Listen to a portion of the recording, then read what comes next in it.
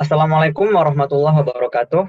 Selamat malam, selamat datang untuk seluruh peserta dan tamu undangan serial Belalak yang telah hadir pada malam hari ini.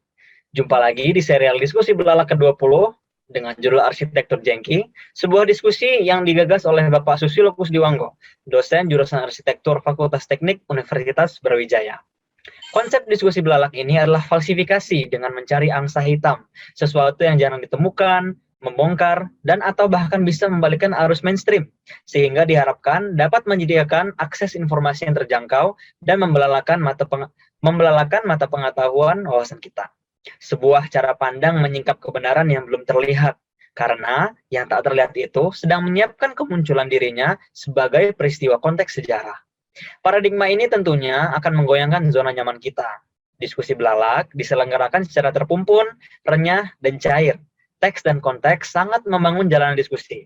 Cakupan bidang diskusi utama Belalak adalah arsitektural, namun sangat terbuka kemungkinan melebar dalam bidang lain termasuk situasi hiwari yang sedang menyertai.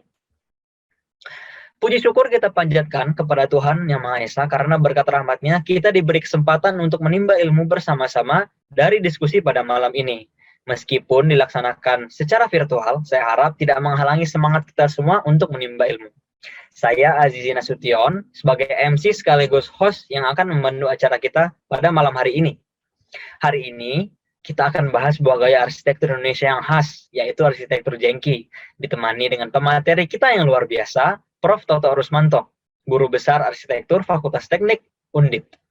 Selain beliau, diskusi ini akan dibantu oleh Ibu Ratri Wulandari, selaku moderator dari Department of Interior Design Telkom University Bandung.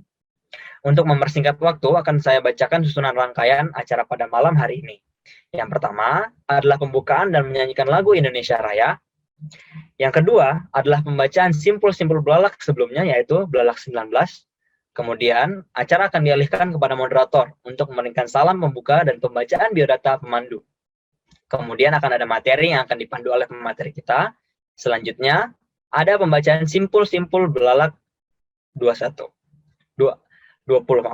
Dan yang terakhir diisi dengan salam perpisahan dan penutupan. Memasuki agenda pertama, yaitu menyanyikan lagu Indonesia Raya. Hadirin dimohon untuk duduk dengan tegak dan mengikuti dengan khidmat.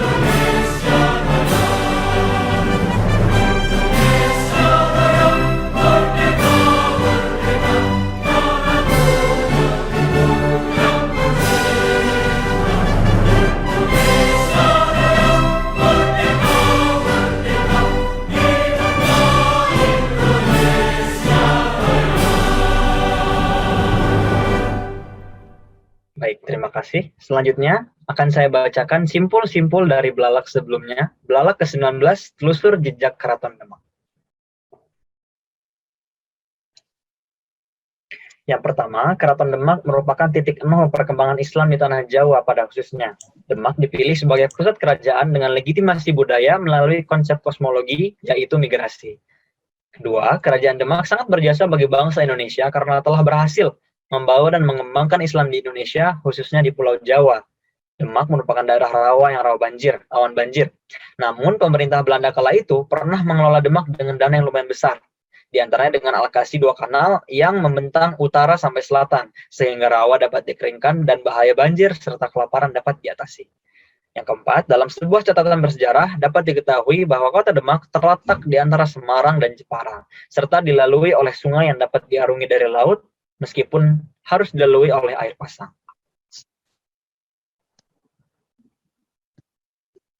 Yang kelima, Keraton Demak memang berada di tengah kota, namun lokasi pastinya tidak diketahui karena sangat sedikit data fisik yang ditemukan. Masjid Agung Demak, alun-alun Demak yang merupakan penanda pusat kota kerajaan, dan sebuah istana yang berlokasikan di dekatnya adalah beberapa data fisik yang tertinggal dari zaman Keraton Demak.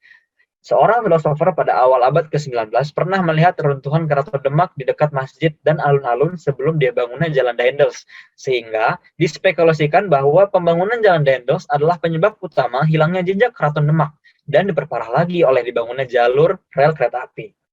Di timur lokasi keraton terdapat lapisan tanah yang dulunya merupakan kolam besar dan diperkirakan sebagai bekas lokasi kompleks Taman Sari. Baik, selanjutnya karena hari ini saya juga sebagai host, akan saya bacakan narasi tentang Belalak malam ini. Arsitektur Jengki. Konon arsitektur Jengki dari kata Yenki, istilah informal yang didengungkan oleh beberapa orang Inggris dan Australia merujuk pada orang-orang dari Amerika Serikat.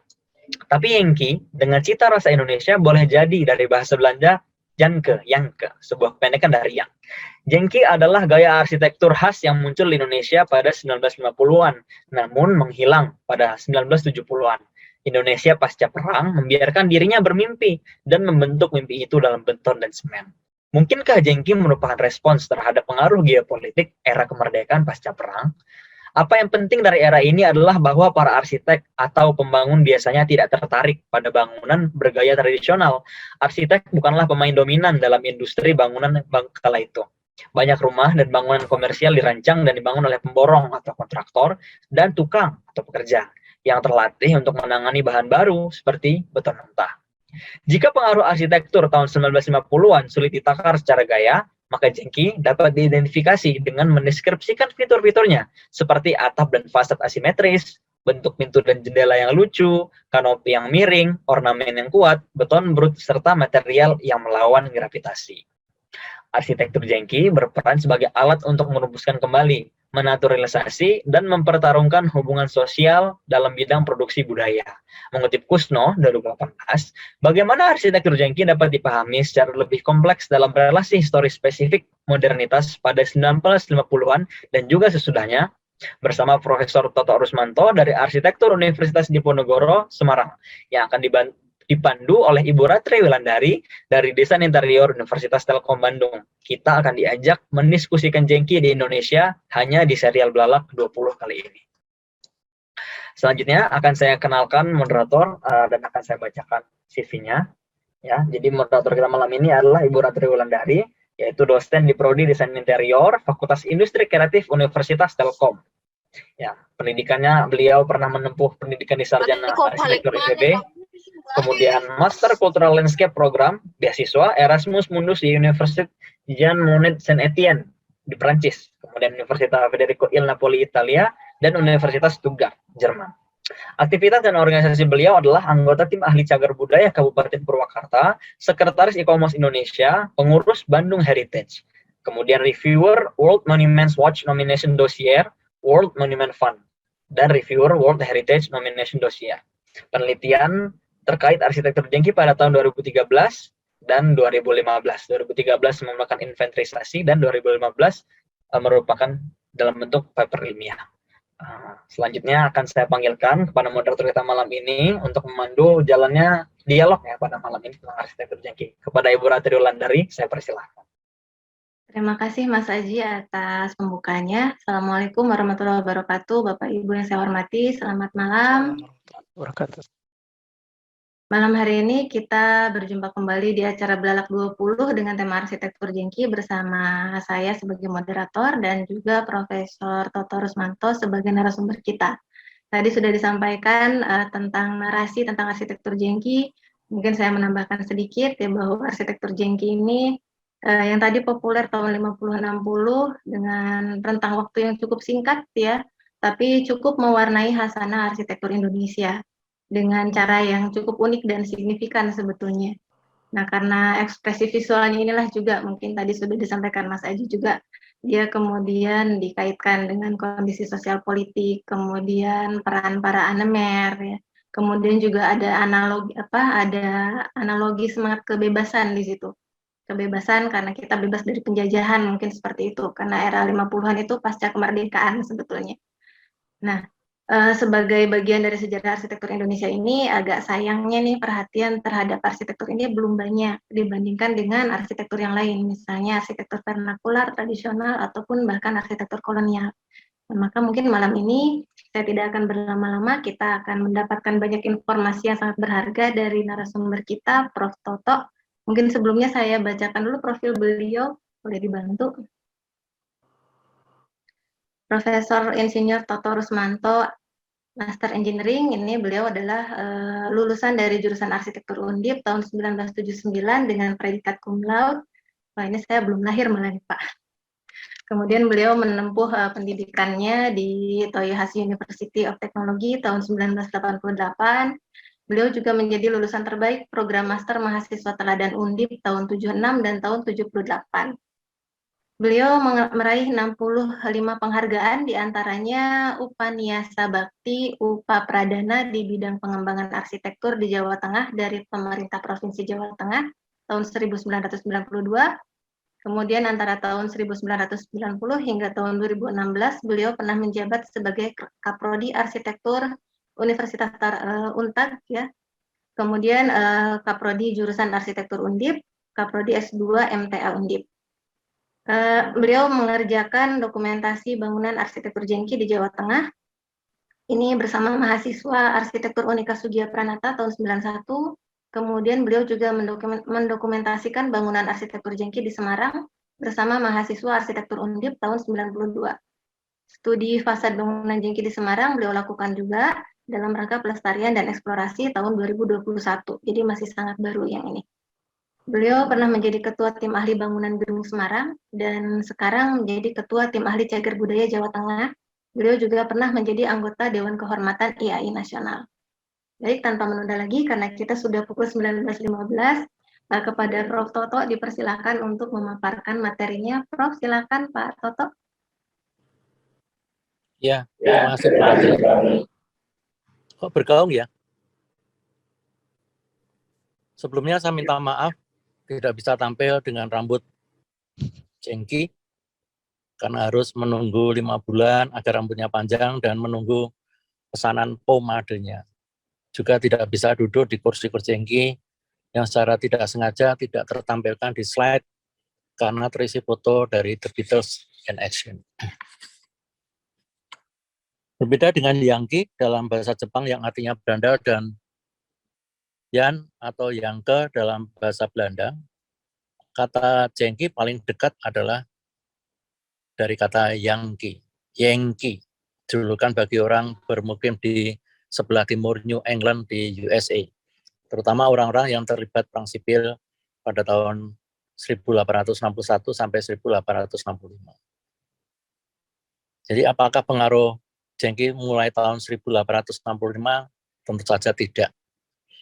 Dan kalau kita lihat dari 150 daerah yang ada di New England, itu ternyata karya arsitekturnya juga tidak mirip dengan arsitektur jengki yang ada di Indonesia. Berikutnya. Arsitektur jengki dipopulerkan dengan artikel dari Pak Yusef Protomo tahun 1992 dan hanya diketahui di lingkup arsitektur. Beliau mengatakan bahwa arsitektur jengki memiliki perbedaan, bahkan menyimpang dari apa yang ada yang dianggap konvensional. Sementara Pak Budi Sukada pada tahun 1998 menyampaikan bahwa kecenderungan menyimpang itu dapat dihubungkan sebagai alasan kenapa gaya arsitektur itu dapat dikorelasikan dengan nama jengki. Kemudian Pak Kiswa Kemas Ridwan tahun 1998 juga mereferensi pada Pak Budi Sukada mengatakan bahwa arsitektur bergaya jengki memiliki corak langgam yang menyimpang dari kaidah arsitektur yang normal pada tahun 1950-an sampai 1960-an. Perbedaan mencolok, yaitu fasad atau kulit luar bangunan mengalami pembentukan yang cukup ekstrim, meskipun secara garis besar memiliki denah yang hampir sama dengan denah-denah sebelumnya. Jadi, pendapat-pendapat below itu kemudian yang direfer oleh penulis-penulis berikutnya. Sampai saat ini kalau kita membuka internet akan menemukan tulisan-tulisan beliau berikutnya. Tentara Amerika yang terlibat di Perang Vietnam antara 1955 sampai 1975 dijuluki Yankee. Poster Yankee Go to Hell muncul setelah pesawat B-26 Invader yang dipiloti Alan Pope yang membantu pemberontakan PRRI Permesta ditembak jatuh pada tahun 1958. Jadi sebenarnya arsitektur jengki telah ada sebelum 1958. Sementara kata Yankee telah dikenal di Indonesia antara tahun 1955 sampai 1958. Jadi yang tidak terinformasikan adalah jengki antara 1950 sampai 1955. Elvis Presley yang mempopulerkan rock and roll dengan lagu terkenal Heartbreak Hotel meraih hit pertama di USA tahun 1956, sementara dia mulai bermusik tahun 1953. Model rambut Elvis mempengaruhi model rambut jengki, dan rambut model jengki telah dikenal di Indonesia tahun 1956, sampai kemunculan The Beatles tahun 1960 dengan lagu Love Me Do. Love, love me do, you know I love you. Nah, itu lagu-lagu yang terkenal pada waktu itu. Model celana The Beatles mempengaruhi model celana jengki yang mengecil ke bawah, menyisakan celah sekitar 1 cm. Celana model jengki telah dikenal di Indonesia tahun 1960. Kemudian Mariner Amerika memperkenalkan model celana cubre antara 1965 sampai 1970, yang juga dikenakan Elvis Presley dan The Beatles. Celana cubre populer di Indonesia tahun 1973. Jadi sebenarnya jengki itu diberikan sebagai julukan pada barang-barang yang aneh yang muncul di antara tahun 1950 sampai 1960-an. Itu yang akan kita buktikan apa benar pendapat-pendapat yang terkait hal tersebut berikutnya. Perusahaan sepeda Rover Safety Bicycle, konvensi Inggris tahun 1911 memperkenalkan 7 sepeda untuk wanita berkonsep step-through frame dengan dalangan yang rendah atau melengkung mendekati daun tubuhnya, tanpa dalangan untuk memudahkan digunakan wanita bergaun panjang. Kemudian pada tahun 1970, Shanghai Third Bicycle Factory memproduksi sepeda punik yang kemudian populer sebagai sepeda jengki yang populer di Indonesia. Jadi rambut model jengki, celana model jengki, sepeda jengki tidak ada hubungannya dengan Yankee. Tetapi antara tahun 1956 sampai 1970, Perang Vietnam sedang berlangsung. Itu yang menjadi penanda-penanda yang berkaitan dengan jengki. Meja kursi jengki dengan bagian kaki yang mengecil ke bawah sering dikaitkan dengan furniture Skandinavian yang berkembang tahun 1950-an dan dipelopori kegiatan pameran desain in Skandinavia di Brooklyn Museum 1954, di mana para desainernya dipengaruhi oleh pengaruh dari desainer Bauhaus, sehingga produk yang dihasilkan bercorak functionalism dan simplicity. Denmark, Finlandia, Norwegia, Swedia, Islandia menjadi pelopor dari perabot Skandinavian yang kemudian dijuluki dengan perabot jengki. Jadi arsitektur jengki telah ada ketika perabot jengki berkembang di Indonesia. Berikutnya. Nah, itu yang kita bisa lihat, yang kiri atas sepeda jengki punik Cina, kemudian yang kiri atas, kanan atas rambutnya Elvis Presley dan Calypso. Kemudian di bawah itu celana jengki yang mengecil ke bawah dan juga terkena karena NXC-nya di panggung. Berikutnya. Di internet diinformasikan bahwa Bung Karno melarang berkembangnya musik ngak-ngikok ala The Beatles yang berdampak kos bersaudara dipenjarakan tahun 1965. Celana jengki tidak dirahasia. Itu kenyataan bahwa arsitektur jengki tidak dilarang. Dalam informasi di internet juga terdapat tulisan gaya arsitektur jengki merupakan keinginan dari Presiden Soekarno. Saya kira pernyataan ini perlu diluruskan. Kemudian juga disampaikan bahwa secara umum gaya ini termasuk pada arsitektur postmodern. Ini juga pernyataan di internet yang perlu diluruskan. Dalam kenyataannya, dalam program Gerepatriërden, orang Belanda dipulangkan ke negaranya dimulai dari golongan Steenstrijkers yang non-korporasi pada tahun 1950, kemudian golongan menengah Middenstanders, dan terakhir para tenaga ahli yang diantaranya arsitek yang dipulangkan antara tahun 1957 sampai 1962, yaitu antara lain Gemelik Melin tahun 1957 kembali ke negaranya, Groenewegen 1966, Inge Negeren 1958, Job 1958, Chrysler 1956, Pet 1957, Vincent van Rommel 1962, Spray 1958, Thysse 1954, Van Tijen dan Freiburg serta Westerdune 1956 dan Blankenberg 1958 kembali ke negaranya. Yang tersisa diwariskan adalah karya dari Gemelik Meling yang berupa arsitektur jengki, bangunan Societet yang kemudian menjadikan Triclodia atau kita kenal sekarang dengan Balai Sangkuriang yang ada di Bandung yang dibangun tahun 1957. Berikutnya.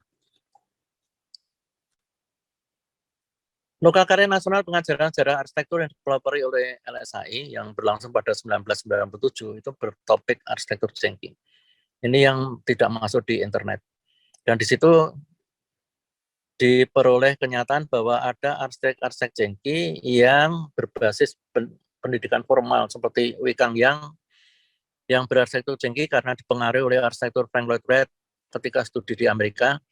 Kemudian ada Hui Chong An, sebetulnya desainer yang studi di Les Design de Publicité di École de Beaux-Arts Swiss, yang mengatakan bahwa dia mulai berkarya tahun 49, tetapi berkarya jengki pada tahun 1957. Jadi pada Lokakarya Nasional Pengajaran Sejarah Arsitektur ketiga tersebut, muncul pendapat bahwa ada arsitektur jengki sekolah dan arsitektur jengki kampung.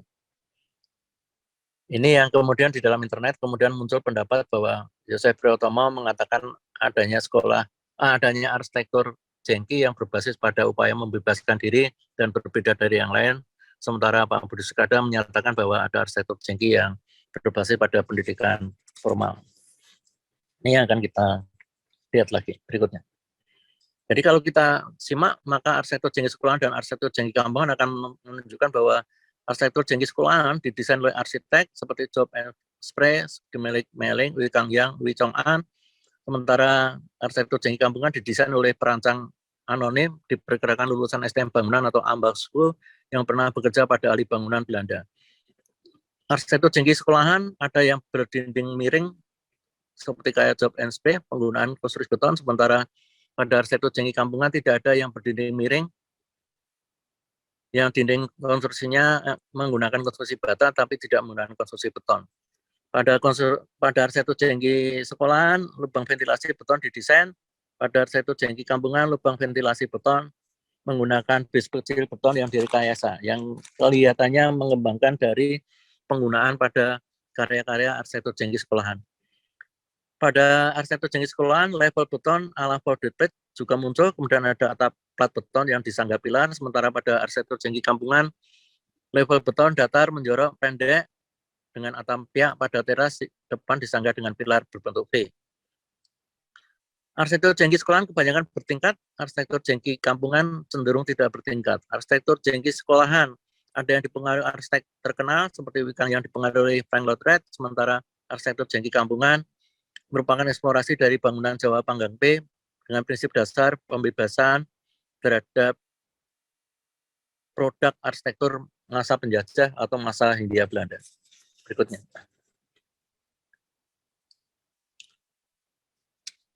Jadi mengacu pada iklan Uwe Chong-an sebagai perencana bangunan, dia menyatakan bahwa ever original and creative, everlasting beauty, architect as an aesthetic and cultural expression, and as the result of fresh outpouring of spiritual force.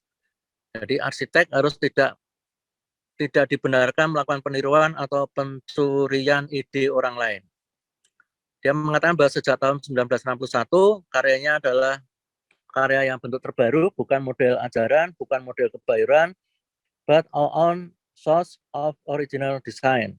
Diversity in the expression of creative temperament, imagination, and emotion. Jadi menurut Wee Chong-an, ada arsitek jengki kebayoran dan arsitektur jengki yang bukan kebayoran. Ahli bangunan Hindia Belanda yang kembali ke Belanda pada tahun 1950, para animer lulusan Ambat School STM Pertukangan berperan sebagai arsitek, di antaranya ingin menghadirkan arsitektur yang merdeka yang berbeda dengan arsitektur warisan arsitek Hindia Belanda. Untuk membuat dinding berkontur miring dibentuk dari rekayasa konstruksi dinding bata dengan mengatur susunan bata meskipun konstruksi beton sederhana telah dikenal. Di situ ada tulisan yang salah, yaitu yang berkaitan dengan konstruksi beton dikenal di Hindia Belanda mulai tahun 1930, tapi sebenarnya konstruksi beton sudah mulai dikenal di Belanda tahun 1902 dan masuk ke Indonesia pada tahun 1910 sampai 1920-an. Jadi sejak 1910 bahkan 1908 sudah digunakan konstruksi beton bertulang pada pabrik air mineral Hygea di Semarang yang sampai sekarang masih ada dan tidak terawat. Sementara konstruksi beton bertulang pertama digunakan pada jembatan di Cirebon tahun 1906. Jadi sebenarnya pengaruh atau pemanfaatan beton dan beton bertulang sudah dikenal sebelum masa berkembangnya arsitektur jengki. Berikutnya.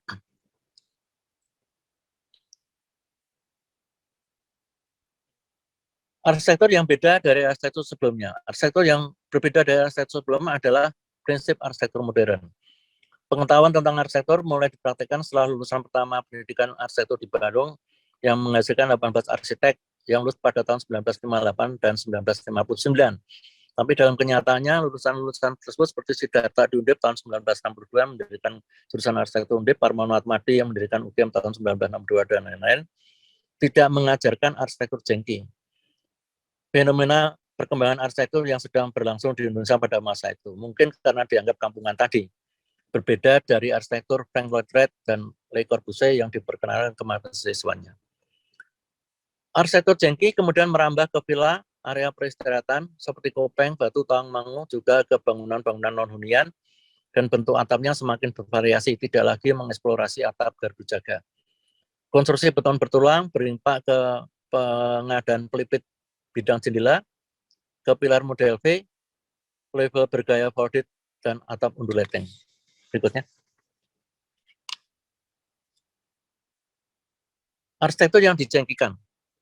Pekajangan menjadi sentra industri batik di Pekalongan setelah Buaran dan Wonopringgo. Pasang surut usaha batik di Pekajangan merupakan limpah dari koperasi batik di Setono dan Pekajangan 1939 dan dari program ekonomi kerakyatan tahun 1950 yang berimpak industri batik menjadi berkembang di Pekajangan. Kain batik menjadi bahan pakaian jadi kemeja mulai tahun 1952. Pengusaha batik yang sukses yang banyak menjengkikan rumahnya dipengaruhi oleh kehadirannya ketika melihat bangunan-bangunan berarsitektur jengki di Semarang. Rumah jengki di Pekajangan yang tertua dibangun tahun 1956. Kemudian jengki kampung. Perkampungan di Semarang seperti Wiroto, Irawati, Surtikadi di sebelah utara rel kereta api Semarang-Jakarta tumbuh di tahun 1967. Banyak bangunan rumah tinggal penduduk khususnya keluarga. Perkampungan baru di Semarang seperti Wiroto, Irawati, Surtikadi di sebelah utara rel kereta api di Semarang, Jakarta tumbuh di tahun 1967. Banyak bangunan rumah tinggal penduduk khususnya keluarga kaya yang bergaya jengki. Kemudian membangun karena keberadaan Pasar Mambo, pusatnya penjualan material bambu dan papan di bantaran timur Kali Banjir Kanal Barat menyebabkan bangunan-bangunan di daerah tersebut banyak yang berarsitektur jengki. Menggunakan dinding berkontur miring, atap lana panjang sebelah, posisi dinding rata atau separuh dinding mundur ke belakang, lubang angin, bis beton, penampang kecil yang direkayasa, dan beberapa eksplorasi lainnya. Berikutnya.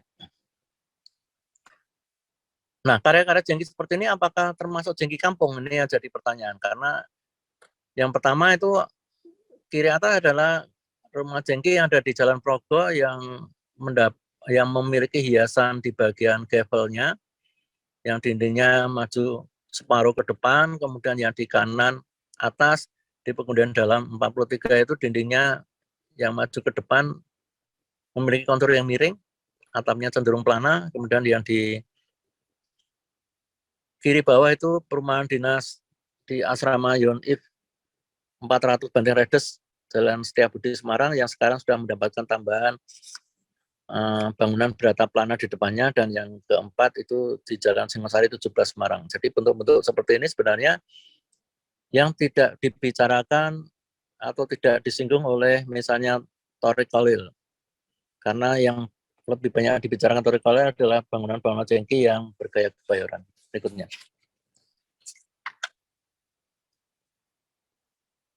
Nah, ini dari buku yang baru saja terbit tahun 2022 bulan April, tulisan OB Norbrus, itu kita dapatkan beberapa perumahan kebayoran baru yang bergaya jengki, kemudian rumah direksi juga bergaya jengki, rumah direksi Geber Van Sway, rumah Rosnar, perumahan Philip, Jakarta Esensi, kemudian perumahan pabrik kaca, dan seterusnya. Berikutnya. Nah, itu contoh-contohnya. Jadi karya-karya itu kalau kita perhatikan, dindingnya yang miring itu cenderung tegak lurus pada bidang atapnya. Ini yang tidak ditemukan pada karya arsitektur jengki yang non kebayoran baru. Berikutnya. Nah, itu juga kalau kita lihat kontur dinding miringnya itu cenderung tegak lurus terhadap bidang atapnya yang ditutup dengan sirap. Berikutnya.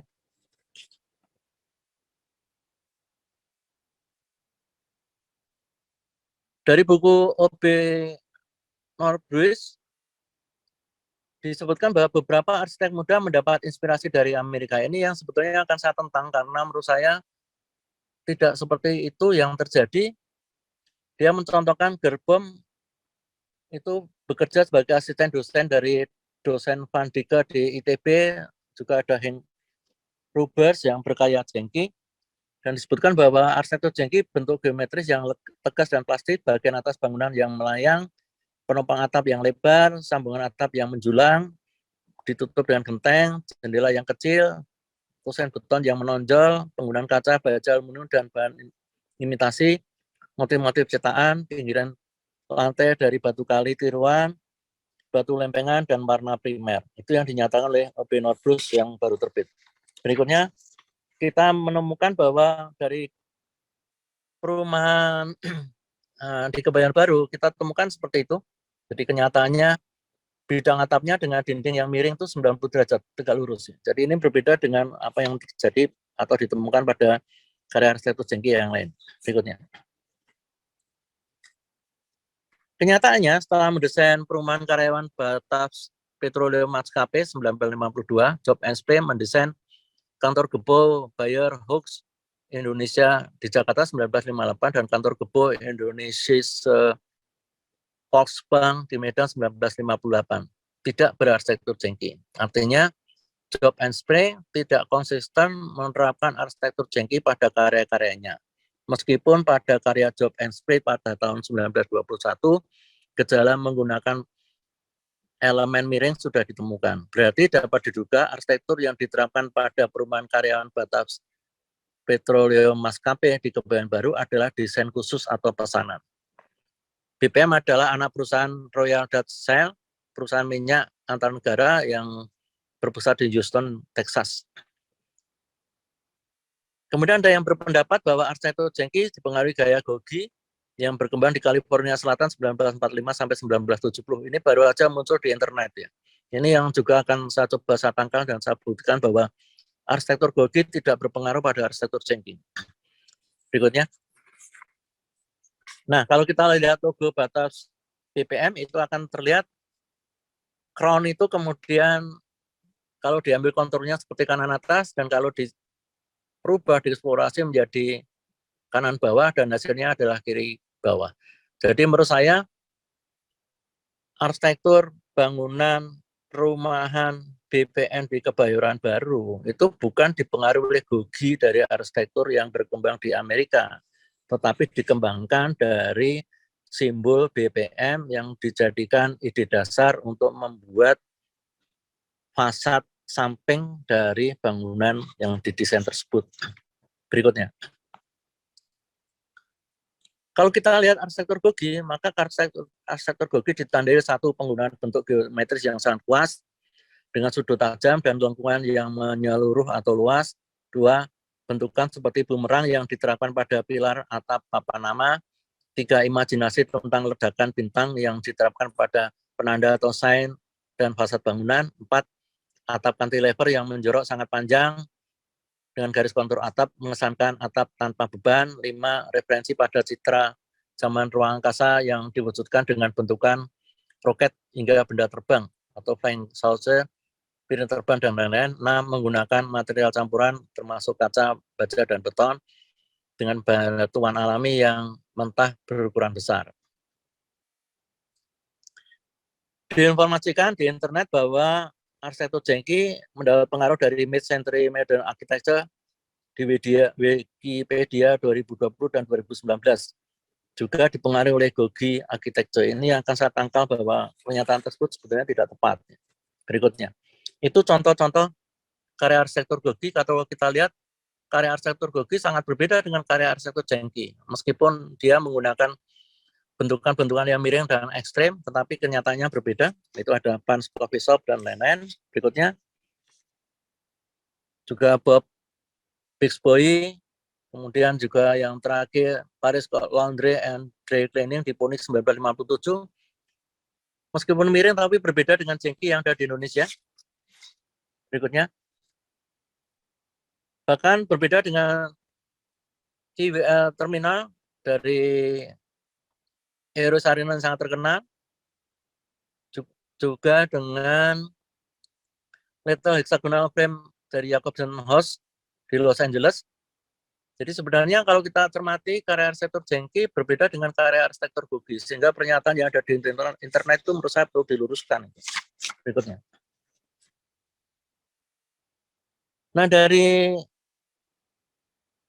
informasi yang ada di internet, kita mengetahui bahwa pelopor dari arsitektur gogi adalah John Latner. John Latner adalah pengikut dari Frank Lloyd Wright, beraliran organic architecture, yang dia mendesain pertama kali 1989 pada bangunan Gogis Coffee Shop, seperti tersebut di atas.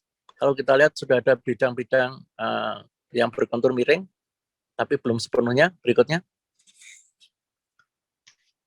Pada karya dia, seperti Julius Selkin House, kemudian Coffee Shop di Pomona, Desert Hot Spring Motel, kemudian Wallstrom House, kita menemukan bahwa karya-karya John Latner ini juga tidak dekat dengan Jengki, meskipun yang kiri atas dan kiri bawah itu cenderung mirip dengan elemen pada arsitektur Jengki. Sehingga menurut saya sebenarnya area arsitektur gogi tidak mempengaruhi karya arsitektur Jengki. Berikutnya. Dari karya arsitektur gogi dapat diketahui perbedaannya dengan karya arsitektur Jengki, model job and spray maupun model panggang P dan badak W. Meskipun penerapan batuan alami dapat ditemui pada bangunan Limburg Bowl Coffee Shop karya John Latner.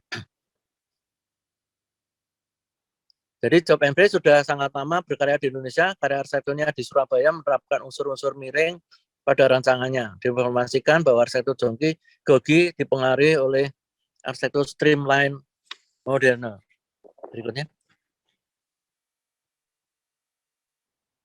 Nah, kemudian arsitektur Jengki mengalami masa yang meredup ketika pendidikan arsitektur pada dasar masa 1970 sampai 1980 mengajarkan mata kuliah sejarah perkembangan arsitektur modern, khususnya arsitektur Frank Lloyd Wright, arsitektur Le Corbusier, arsitektur Mies van der Rohe, form follow function dari Louis Sullivan, dan firmitas utilitas Venus dari Vitruvius.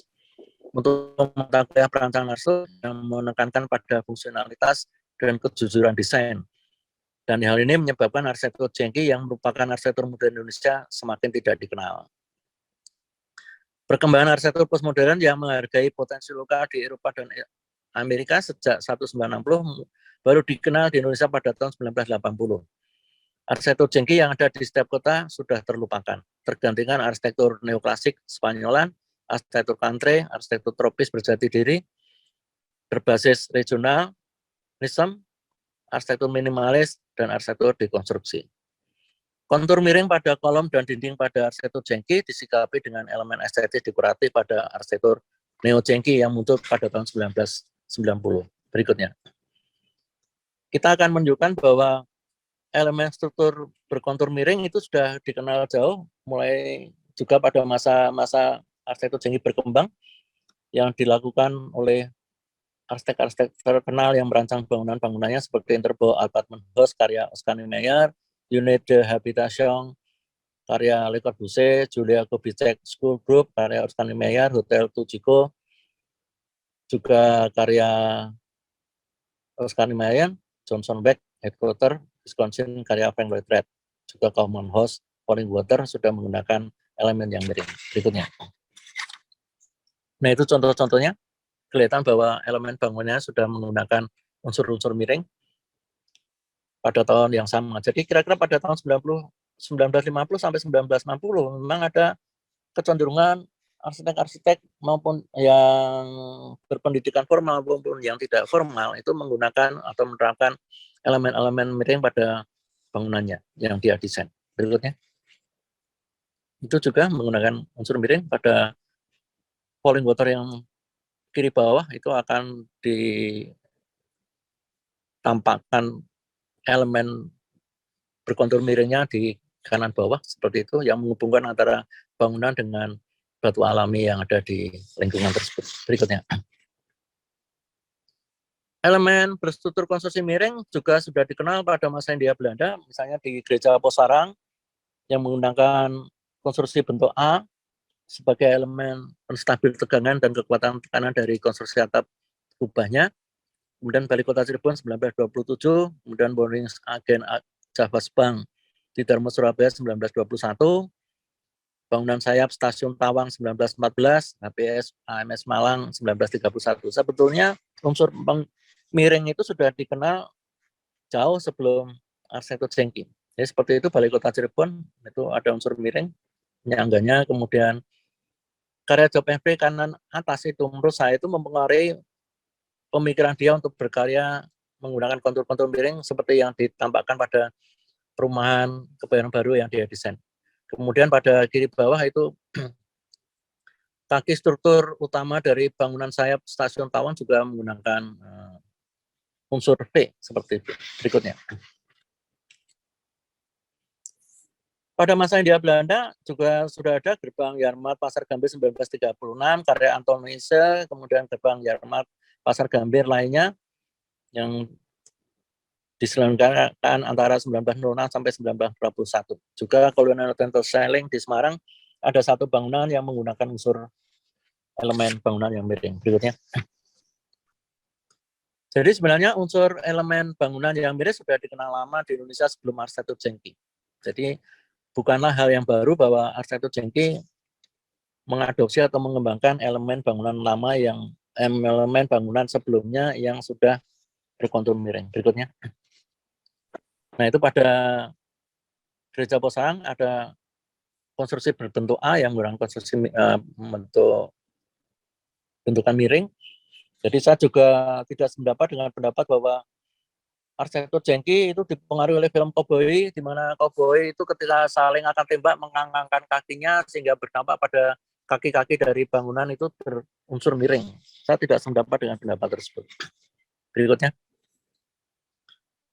Pada elemen bangunan berarsitektur Nusantara sudah terdapat unsur miring, misalnya pada konstruksi Tumpang Sari, langit-langit Candi Mendut, dinding miring Candi Suko, dinding miring Angkiang Minangkabau, dinding miring Leuit Baduy, kadung rumah di Pencu Kudus, dinding miring Omos II di Nias Selatan dan Nias Utara, piramida terpancung dari batu, Pahumbo di Pahumatolo, dan dinding miring di relief Candi Borobudur. Berikutnya.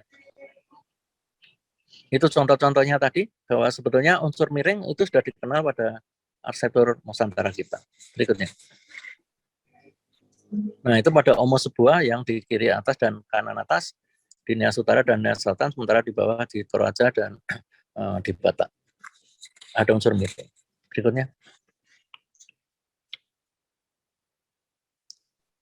Yang kiri rangkaian, yang kiri kanan itu juga rangkaian, yang bawah, kanan bawah adalah di Baduy, juga berunsur miring. Berikutnya.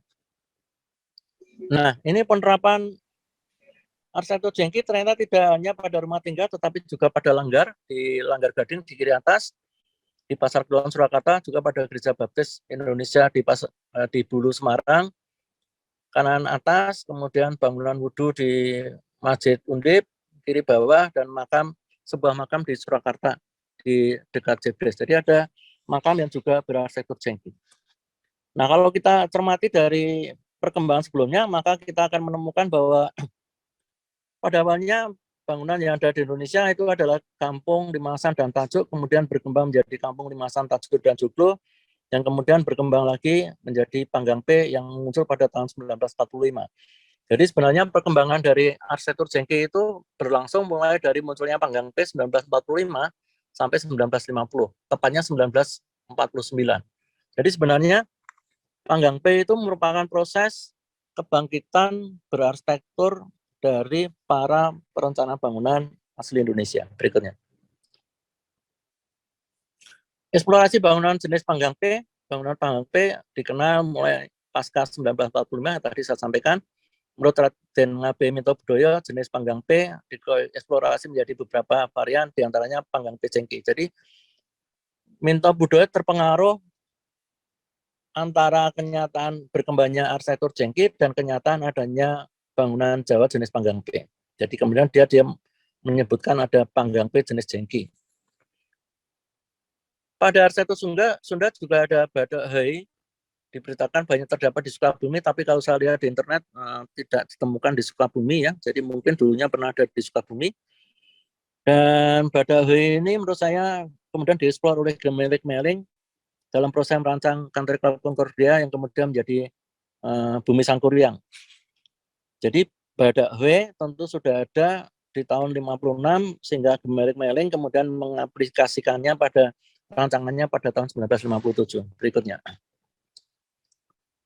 Kalau kita lihat perkembangan lain di simbol Auri di pesawat, itu bentuk awalnya setelah penjajahan Jepang, bentuknya lingkaran merah putih, kemudian bendera merah putih, dan terakhir segi 5 sama sisi seperti itu. Sehingga kalau kita kaji maka akan ketemu sudut 72 derajat, dan ini sesuai dengan sudut 36 derajat untuk atap. Jadi menurut saya eksplorasi Panggang P ini adalah eksplorasi geometri yang cerdas yang pernah dilakukan antara tahun 1945 sampai 1950 yang kemudian dikembangkan ke bentuk jengki berikutnya. Jadi kalau arsitek-arsitek Belanda menggunakan beton bertulang dan beton untuk mengunci dinding yang miring, pada arsitek non Belanda itu menggunakan susunan bata seperti itu. Jadi bata disusun demikian sehingga bisa membentuk sudut miring 72 derajat. Berikutnya. Ya, ini yang dilakukan Gemelik Meling. Jadi Gemelik Meling mengeksplorasi Badak Hai sehingga dia menciptakan bentukan massa yang melengkung, yang kalau dibuat penampakannya akan sama seperti Panggang P dan Badak Hai pada tahun 1957. Berikutnya. Nah, ini interior yang ada di Bumi Sangkuriang yang sangat bagus tahun 1957. Ini yang menurut saya kurang dikembangkan pada interior rumah jengki yang didesain oleh perancang-perancang non-Belanda. Yang ini yang menurut saya juga menunjukkan perbedaan mencolok antara karya jengki yang didesain oleh arsitek-arsitek Belanda dan karya jengki yang didesain oleh arsitek-arsitek non-Belanda. Berikutnya. Itu adalah perkembangan eksplorasi dari jengki, dari Panggang P, bisa membentuk seperti itu. Dan sebenarnya ada 36 alternatif hasil yang dihasilkan dari eksplorasi, tapi saya lupa mencantumkan. Ada 36 kemungkinan pengembangan bentukan jengki berbasis Panggang P. Berikutnya.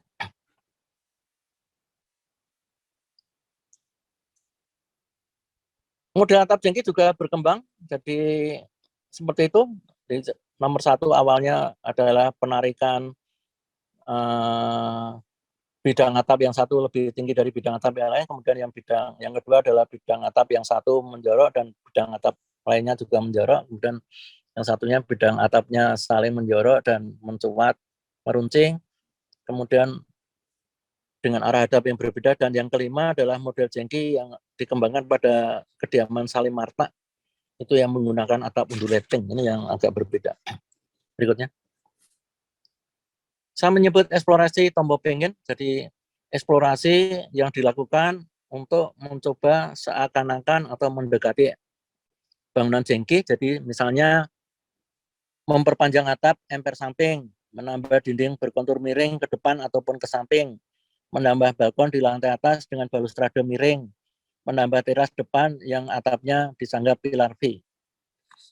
Itu saya bilang eksplorasi jengki untuk tombol kepengen agar bisa disebut jengki.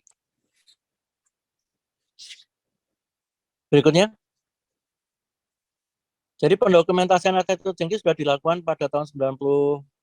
Saya bersama mahasiswa Unika Sugio Pranoto, kemudian 91 saya bersama mahasiswa arsitektur Undip, kemudian pendokumentasian arsitektur jengki Jawa Timur dan rumah juragan yang dilakukan oleh Mas Cahyono Pianto 2016. Ini saya kira hal yang penting yang kemudian di-expose di WA Group, kemudian Retronesia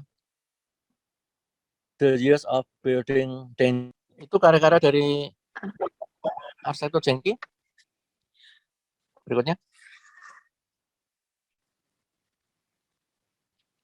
Itu juga di BPI ITB, kemudian di Hotel di Biaburi Semarang, Villa Maritim Ciliwung, dan Villa Pertamina di Jalan Cinta Balikpapan. Berikutnya. Itu Villa Sunarto di Surakarta. Berikutnya. Bangunan jengki di Jalan Pandanaran Semarang. Berikutnya. Nah, ini Villa Salim Marta ini atapnya berkembang ya, yang tidak seperti jengki pada umumnya, tapi semacam undulating yang patah. Kemudian berikutnya. Rumah berarsitektur neo jengki di Medan. Berikutnya.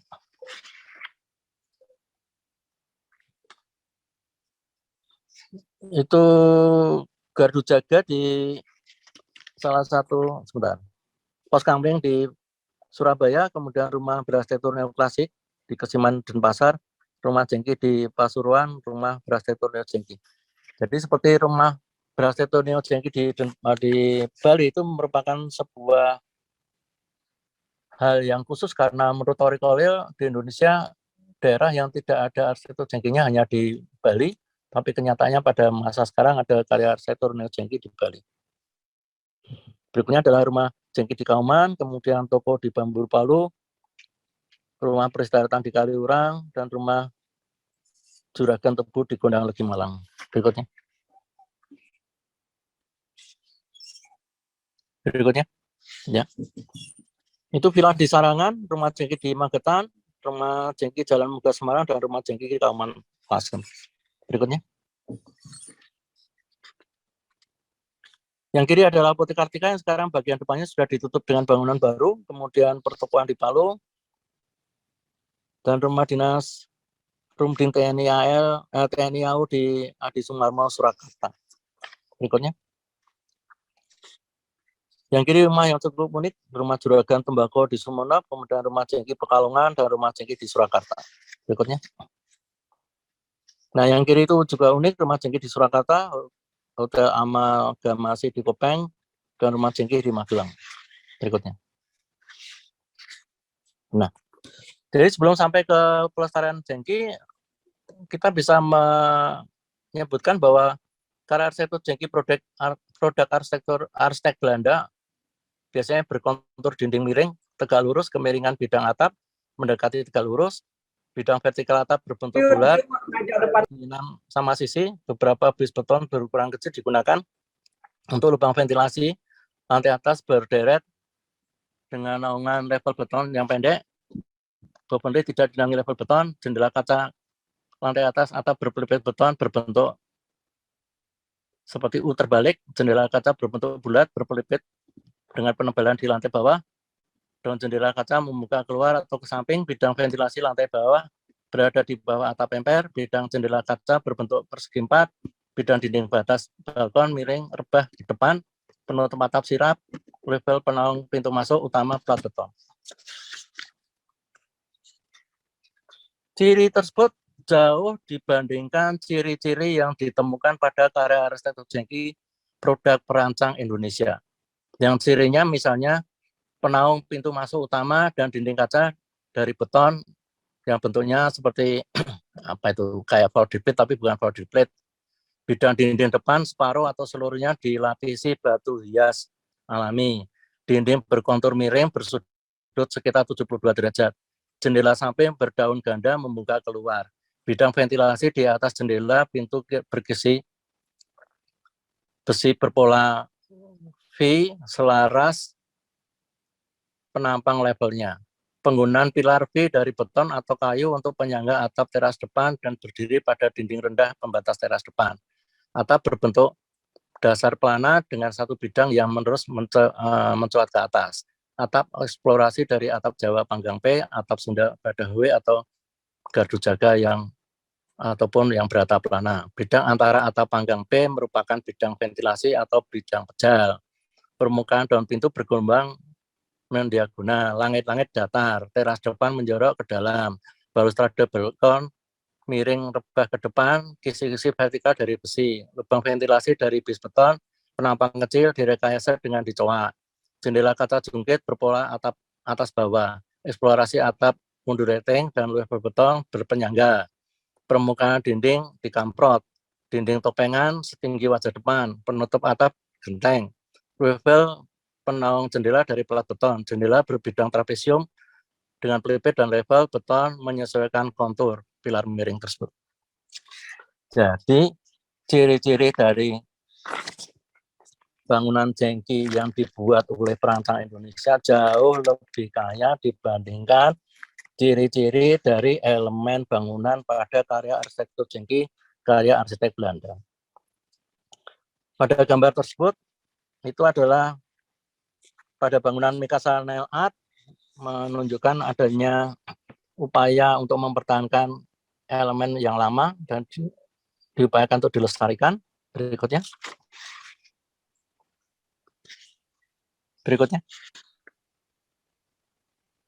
Itu Mikasa Nail Art tadi, jadi tampak depan seperti itu, kalau tampak sampingnya sangat bervariasi dengan bidang atap yang mencuat keluar dan ke samping. Berikutnya.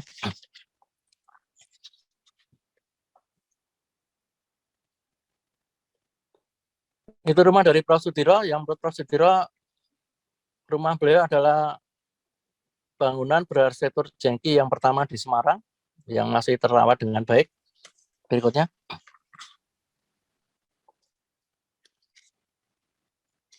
Dan ini yang terjadi di Semarang, bangunan Jengki Apotek Spunik itu dinyatakan sebagai bangunan Jengki cagar budaya peringkat kota mungkin yang pertama di Indonesia. Jadi mudah-mudahan ada bangunan-bangunan Jengki yang ditetapkan sebagai bangunan cagar budaya yang ada di kota-kota lain di luar Semarang. Berikutnya.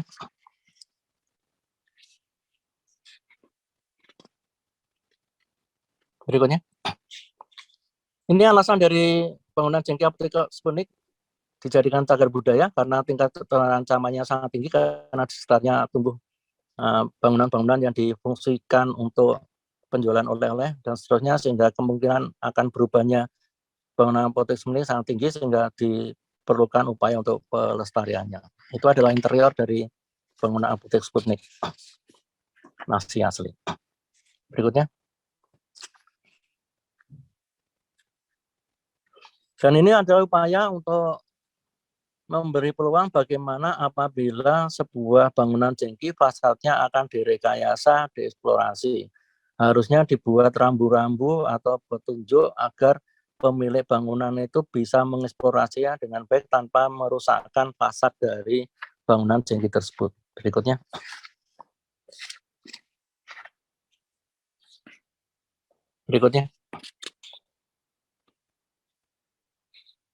Ini juga bangunan jengki di SMK Analis Teresiana Semarang. Jadi tadi pelipitnya ditebalkan agar bisa menapis air hujan yang masuk dari samping. Juga pada kantor direksi redaksi Suara Merdeka disarankan untuk mengubah atap dari bangunan parkir yang menutupi fasad dari bangunan jengki agar menjadi lebih baik dan diberi solusi agar atap bangunan parkirnya disesuaikan dengan kejengkian dari bangunan tersebut. Berikutnya.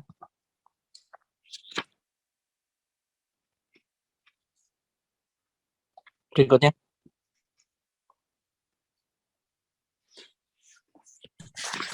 Gambar dari rumah juragan batik di Pekajangan yang jengkinya di rumah-rumah berarsitektur Indis yang dilakukan oleh pemilik perusahaan batik. Pada tayangan ini kita tampilkan tata ruang yang ada di rumah-rumah juragan batik. Ini dikembangkan dari disertasinya Mas Ardian. Berikutnya.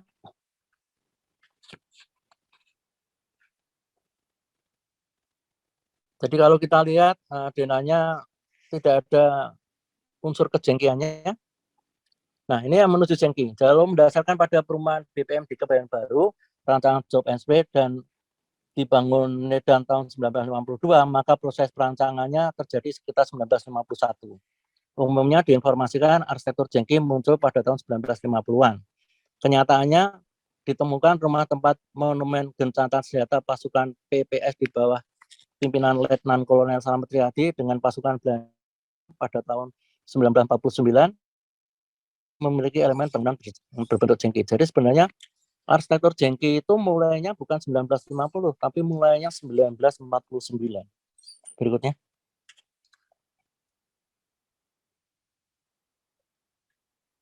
Berikutnya.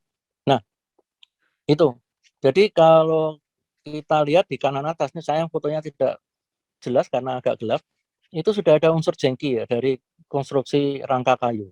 Jadi sebenarnya arsitektur jengki itu mulainya 1949 sudah ada unsur itu, tidak 1950.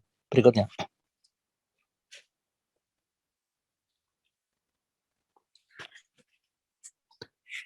Berikutnya. Kalau kita membandingkan antara modern arsitektur dan postmodern arsitektur versi Jenks, itu akan ditemukan ada 13 kriteria yang membedakannya. Yang ini akan kita coba apakah arsitektur jengki itu masuk di memenuhi kriteria-kriteria tersebut. Berikutnya. Pak Toto, maaf mengingatkan waktunya 5 menit lagi, Pak. Ya, ini saya gangguan listrik juga nih. Berikutnya. Nah, itu arsitektur jengki memenuhi misalkan mengekspresikan kebebasan kemerdekaan, itu modern. Kemudian mengekspresikan atap panggang B dan elemen dinding kontur miring, postmodern. Jadi ada sekian kemungkinan yang terkait dengan modern dan postmodern, sehingga menurut saya meskipun arsitektur jengki memenuhi 10 kriteria postmodern arsitektur dan 3 kriteria modern arsitektur versi Charles Jeng, tetapi postmodern arsitektur baru dikenal di Indonesia tahun 1980. Yang di Eropa dan Amerika telah muncul di tahun 1960. Maka arsitektur jengki adalah arsitektur modern Indonesia, bukan modern arsitektur ataupun postmodern arsitektur yang dikembangkan untuk menghadirkan arsitektur baru yang beda dengan arsitektur penjajah di masa Hindia Belanda. Berikutnya.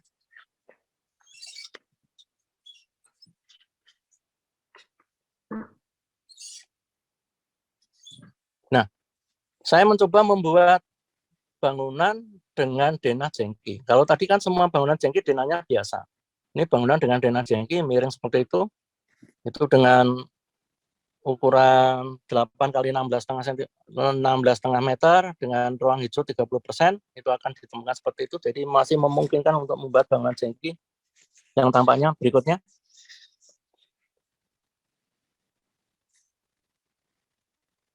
Berikutnya.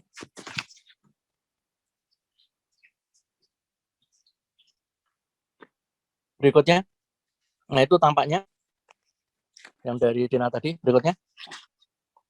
Nah, kalau kita menggunakan ciri yang tadi, Kalau kita menggunakan ciri bahwa pada bangunan jengki produk Belanda dan bangunan jengki produk non Belanda itu selalu ada base beton kecil yang dicoak slide sebelumnya.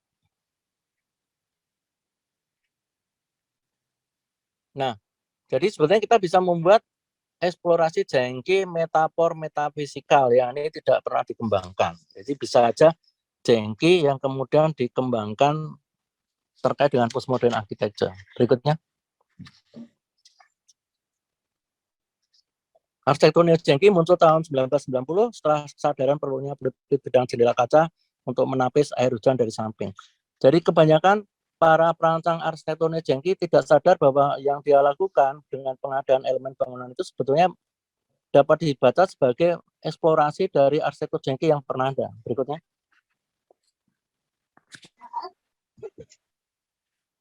Ini contoh arsitektur. Kanan adalah sebuah pertokoan di Semarang, yang kiri adalah sekolah di Semarang. Berikutnya.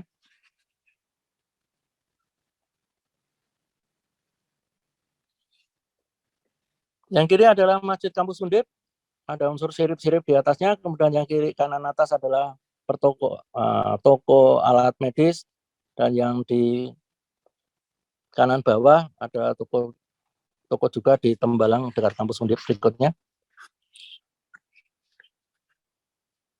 Itu neo-jengki di dalam Puspawarna, Semarang, karya saya, dan di dalam Pakel Surakarta juga karya saya yang sebelah kanan. Berikutnya.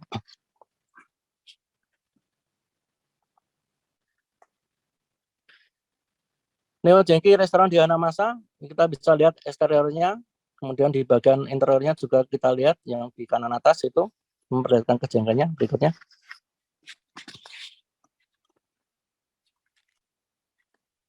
Berikutnya. Nah, sekarang jadi pertanyaan, Hotel Udane Vala karya Budi Pradono ini jengki apa bukan? Dia miring juga. Indonesian Culture Center di Timor Leste karya Baskoro Tejo yang kanan atas itu juga merujuk ada unsur miring-miring. Kemudian karya Baskoro Tejo di Kalimantan juga merujuk karya yang seperti itu. Apakah dia masuk neo-jengki? Pasti arsiteknya akan mengatakan bukan karya neo-jengki. Berikutnya. Arsitektur neo-jengki tidak bisa menghasilkan karya seperti Paul Rudolph seperti ini yang di Intiland Surabaya. Jadi mestinya kalau kita bisa mengembangkan seperti ini, maka arsitektur neo-jengki juga akan menjadi merebak. Berikutnya.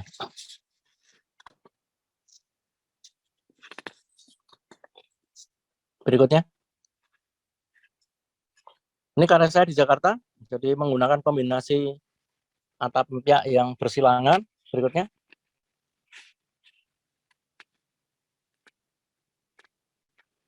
Harusnya arsitektur jengki sukses seperti terbangunnya Putih Spunik. Saya kartunkan seperti itu, jadi mestinya arsitektur jengki juga bisa diangkat arsitektur. Berikutnya.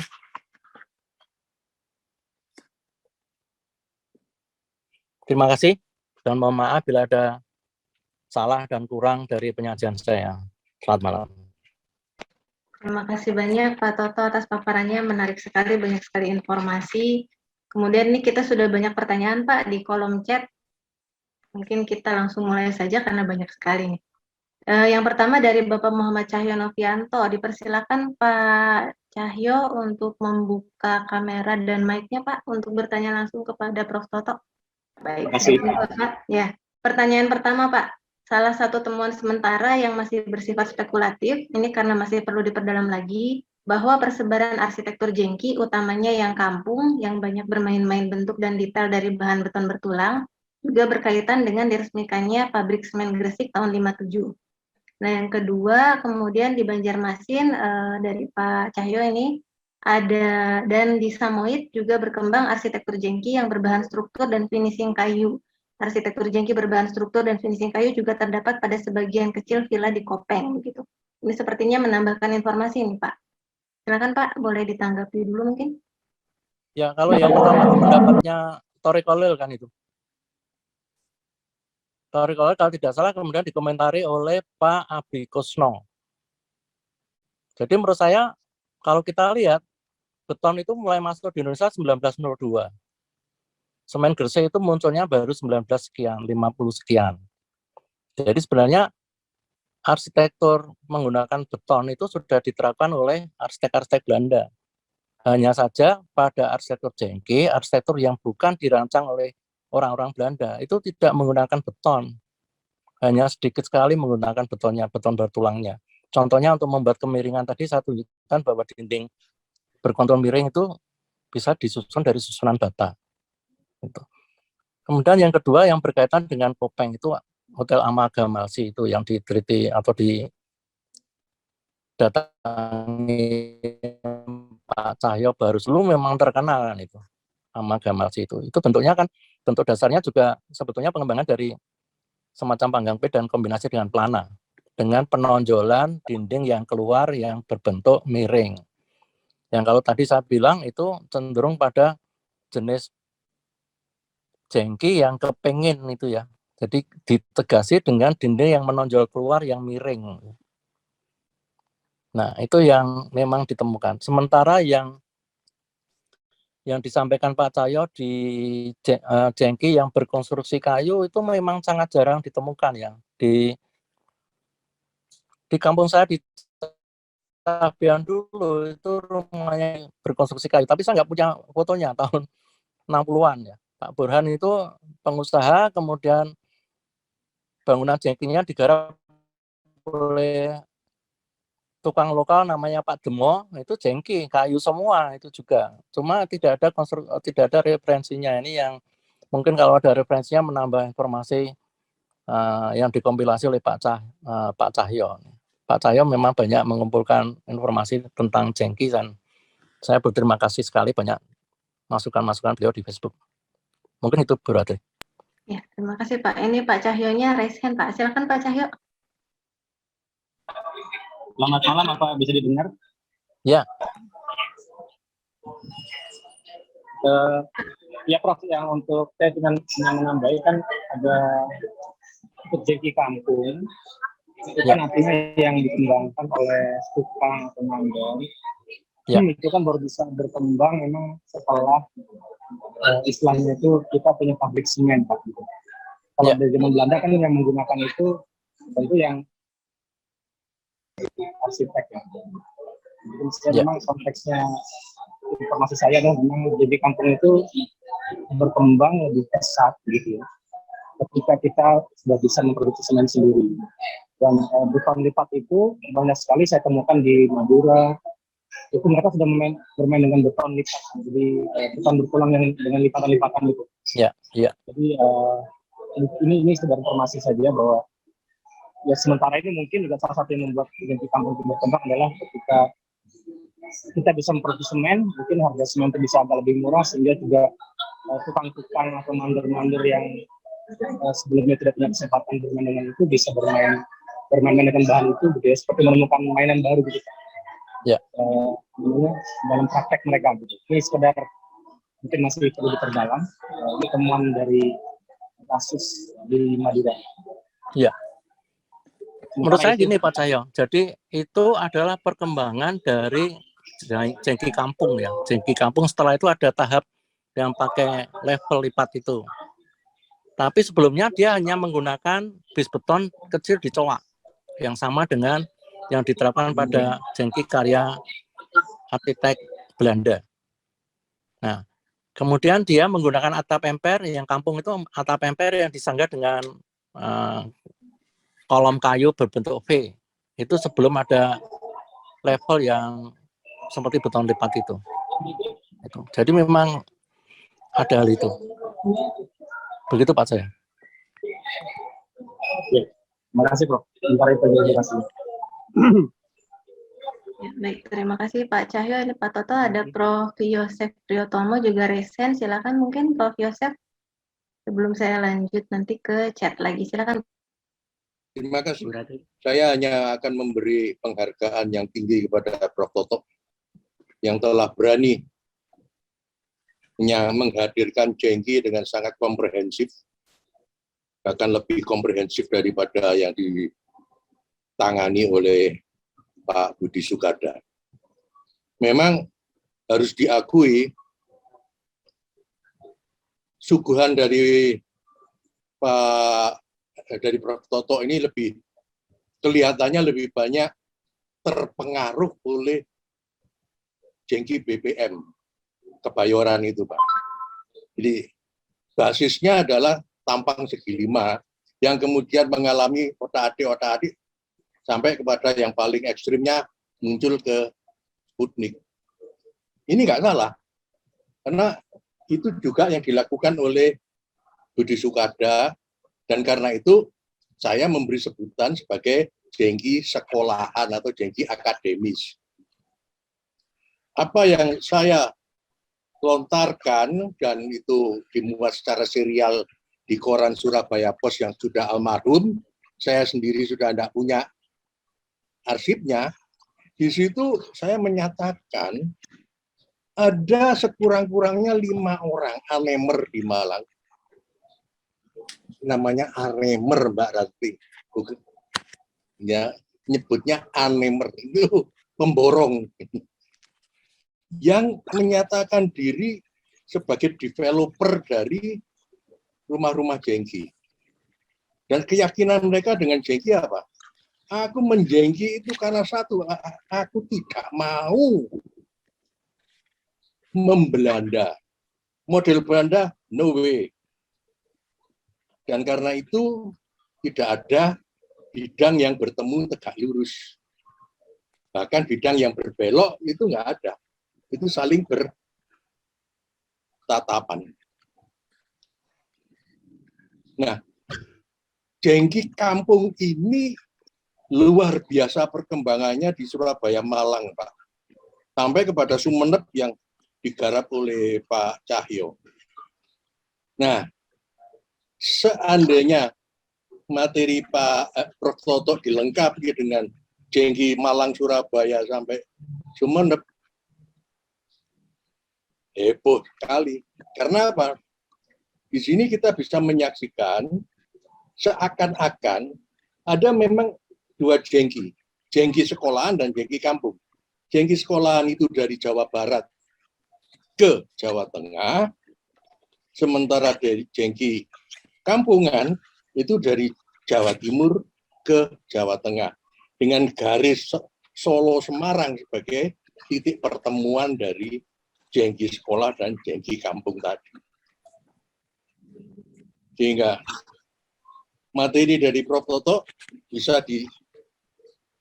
dipermantap dengan pemilahan yang menegaskan adanya, memang ada yang namanya jengki sekolah dan jengki kampung.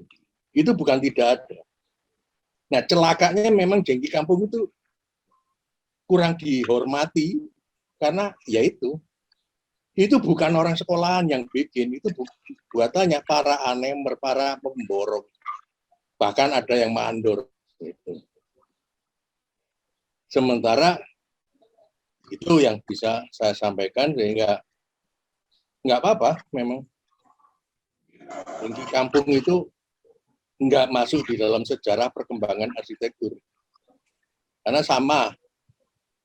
Ya, arsitektur jengki itu, yang kampung itu sama dengan arsitektur Nusantara, juga tidak masuk di dalam sekolah-sekolah arsitektur. Begitu, Prof. Toto. Itu Bu Ratri. Terima kasih. Iya, matur nuwun. Dari Pak, mungkin ini dulu, ada tanggapan dulu, Pak. Ya, jadi kalau kita lihat lembar pertama tadi di cover, itu ada tulisan kecil di atasnya, di atas arsitektur jengki. Mengangkat martabat. Jadi yang disampaikan Pak Yosep tadi sebetulnya sudah masuk di situ, di covernya itu ada. Memang judul webinarnya arsitektur jengki, tapi di covernya itu tulisannya mengangkat martabat arsitektur jengki. Kemudian yang kedua, memang benar kalau yang arsitektur jengki Kebayoran itu kontur dinding miringnya itu tegak lurus bidang atap, tapi yang arsitektur jengki non Kebayoran itu basisnya segi 5 Ya. Auri tadi yang inti Ya, Pancasila. Ya. Yang ketemu sudut 72 derajat itu dengan bidang atap 36 derajat. Itu, tapi kemudian dieksplor lagi menjadi bervariasi. Sehingga menurut saya jengki yang kampung itu lebih eksploratif dibandingkan jengki yang kebayoran. Saya sependapat penuh Pak dengan itu. Ya. Karena orang-orang Anemer itu juga ngomong, pokoknya tidak Belanda. Nah itu Ya. loh, rumus Ya, itu betul. membuat eksplorasinya itu jauh lebih ekstrim. Itu Pak. Ya. Foto yang dikoleksi Pak Cahyo yang menunjukkan rumah juragan di Sumenep itu bukan main hebatnya yang tadi saya tayangkan itu. Ya, Cuma itu. kita nggak bisa membahas satu persatu terlalu lama nanti. Itu sebenarnya sangat banyak yang ada di Indonesia yang tidak terekam dengan baik. Dan menurut saya kalau apotek Sputnik aja sekarang bisa menjadi bangunan cagar budaya, kenapa bangunan-bangunan yang lain tidak diperjuangkan Betul. ke arah bangunan cagar budaya? Saya kira dengan menjadi bangunan cagar budaya paling tidak ada tambahan masukan dari pemerintah daerah setempat yang berkaitan dengan upaya perawatannya, Pak Cahyo. Itu Pak Prof. Yosef. Ini susahnya menjadi budaya cagar budaya itu karena itu made in Indonesia itu loh Pak. Itulah jengki itu dianggap asli Indonesia, makanya orang enggan, malu kali. Gitu. Saya aja meyakinkan Sputnik untuk bisa jadi bangunan cagar budaya bukan main. Ya. Ada seorang arsitek, bukan arsitek ya, dosen Belanda yang membuat disertasi tentang Maklenpon, Ben van Leerdam. Oh. Itu dengan terang-terangan, aku apresiasi bener sama Anemer ini. Ya begitu. Kok Ya. bisa mereka berkreasi seperti itu? Itu yang dia sampaikan. Karena Ben van Leerdam sudah sempat menjadi arsitek praktek di Surabaya. Dengan bangunan di Jalan Irian Barat. Dan itu memang beda dengan model jengki yang Kebayoran Baru. Gitu. Oke, kok berpanjang-panjang aku. Ya, jadi ini Prof, saya ingin menyampaikan bahwa arsitektur jengki itu adalah arsitektur Indonesia, arsitektur modern Indonesia yang setara dengan modern architecture dan postmodern architecture. Ini yang kiranya perlu dan harus disampaikan di pendidikan formal arsitektur. Itu. Iya. Nah, untuk itu saya mungkin boleh usulkan Pak Prof. Yeah. Jangan mulai dengan bahwa bahwa jengki itu adalah pengaruh dari Amerika, dari ini, dari luar. Tapi justru dari dalam ke luar. Seperti jengki yang katanya tentara Vietnam, di orang Malang itu enggak, itu ngomong jengki enggak itu. Jengki itu sepeda jengki, celono jengki. Loh. Jadi benda-benda sehari-hari yang pada saat itu tahun 50-60-an itu meledak menjadi populer. Ya. Dan karena itu ada yang namanya di Surabaya itu Pasar Atom. Oh iya. Orang tanya apa itu Pasar Atom? Nggak ada yang tahu artinya Pasar Atom apa. Ternyata Pasar Atom itu asal usulnya adalah pasar pertama yang berjualan barang-barang plastik. Pertama kali plastik munculnya di sana. Nah, orang-orang sini mengenal yang plastik itu sebagai atom.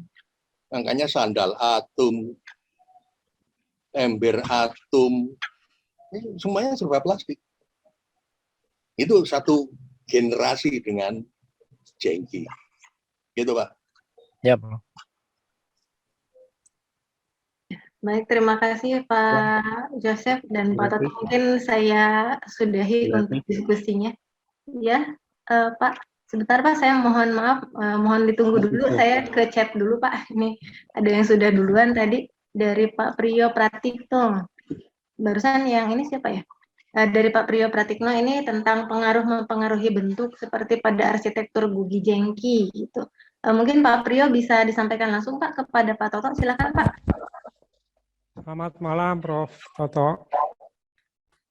Terima Selamat kasih malam, waktunya. Pak Priyo.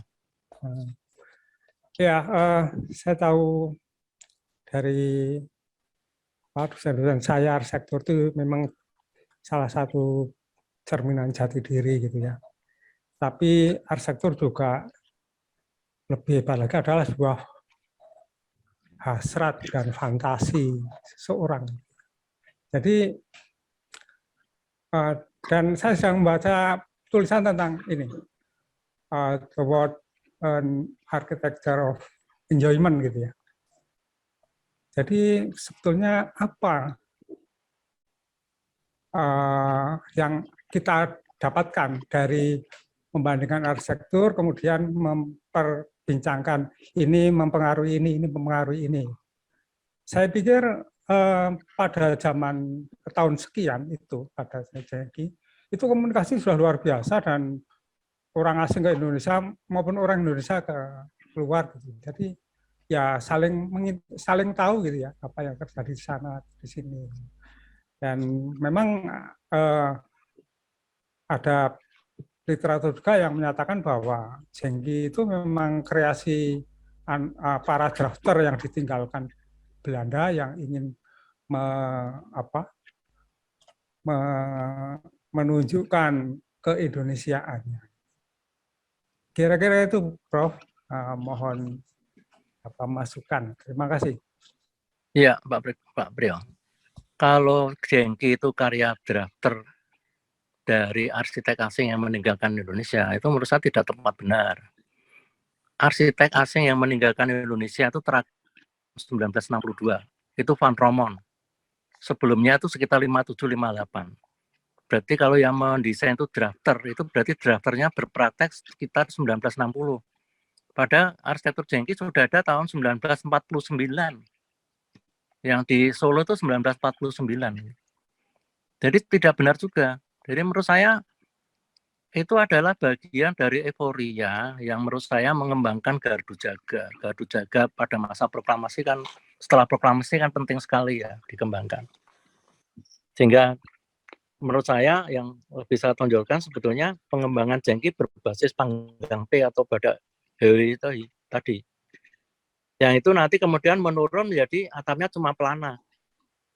Jadi Jengki yang atapnya pelana itu adalah Jengki-Jengki berikutnya yang setelah Jengki yang panggang P itu.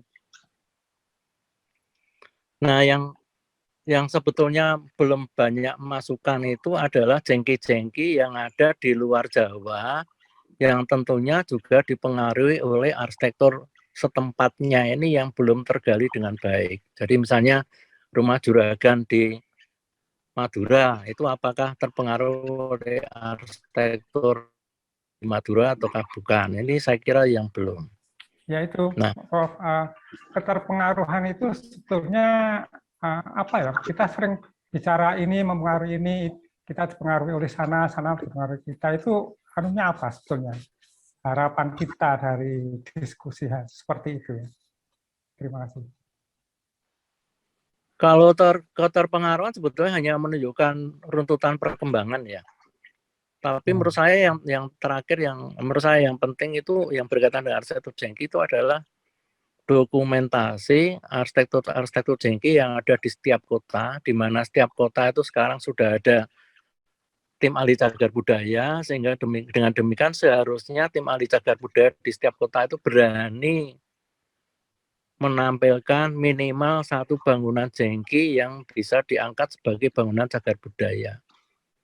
Ini baru Semarang. Kemarin waktu saya tanyakan ke Pak Bambang Eriudawan, bangunan Jengki di Jalan Pakubuwono Jakarta itu kayaknya belum jadi bangunan cagar budaya.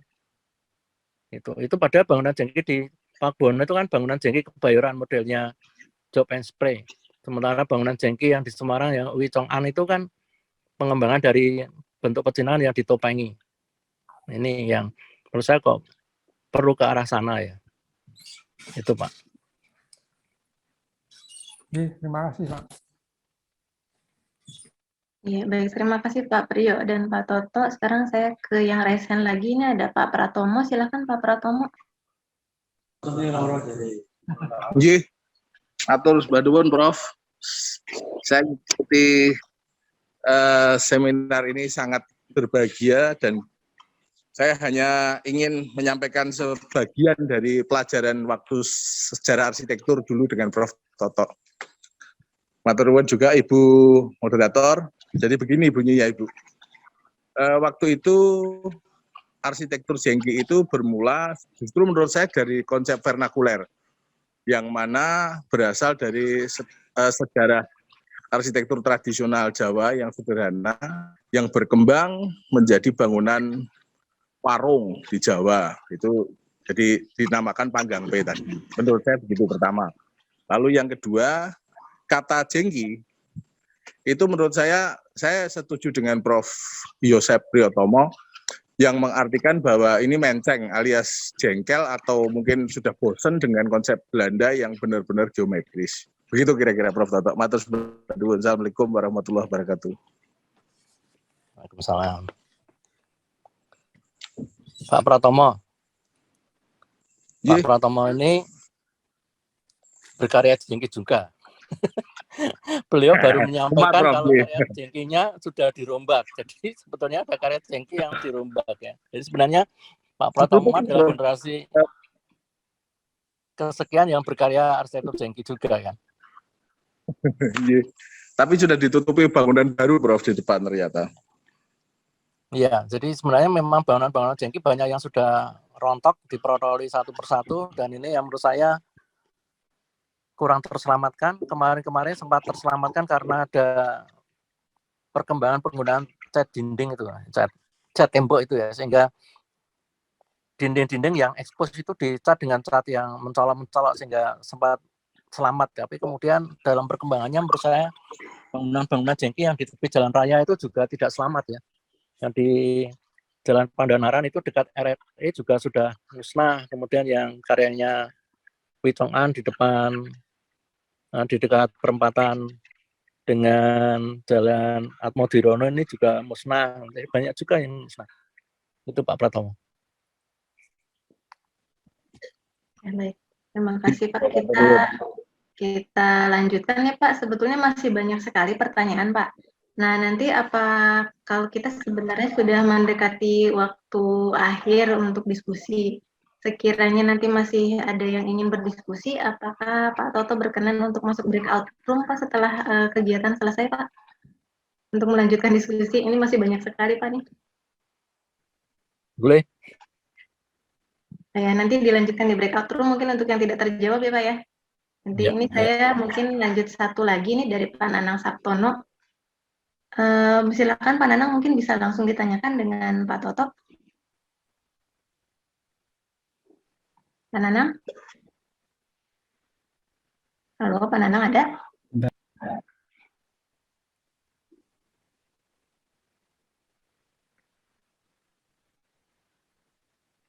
Atau saya bantu bacakan saja mungkin ya.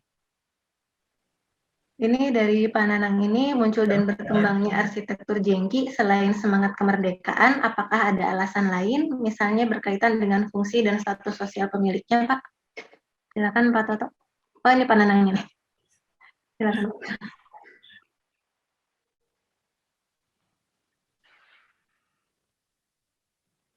Ya, silakan Pak Nanang dan Pak Toto. Atau Pak Nanang mau bertanya lagi? Tadi barusan saya bacakan, mungkin ada tambahan. Untuk mengefisienkan waktu, ya sudah itu tadi saja. Ya. Memang di kampung-kampung itu orang yang punya jengki rata-rata tingkat sosialnya lebih tinggi ya. Seperti tadi saya sampaikan, di kampung saya Pak Burhan itu kaya. Dia kemudian melibatkan Pak Demo itu membangun rumah jengkinya dengan konstruksi kayu. Itu terjadi di Cabean Semarang dulu tahun 50 sekian. Jadi sebenarnya ada unsur itu. Seperti yang terjadi di Pekajangan itu rumah-rumah juragan badai itu kemudian merubah bangunan yang beratap indis itu menjadi jengki ya. Jadi kalau di Pekajangan itu memang betul-betul merubah. Jadi ada unsur bahwa jengki juga menunjukkan tingkat sosial tertentu ya. Tapi kemudian berkembang menjadi umum ya, seperti yang terjadi di Semarang di Kampung Wiroto, Irawati itu kemudian jadi milik rakyat biasa. Jadi dengan kemudahan konstruksi bahan dan lain-lain, jengki itu kemudian menjadi merakyat ya, tidak cuma dimiliki pembelajaran berarsitektur yang bukan main ya, tidak cuma untuk segelintir orang yang mampu membangun, tapi kemudian memberi pelajaran pada masyarakat yang ada di strata sosial di bawahnya. Itu Pak Nana.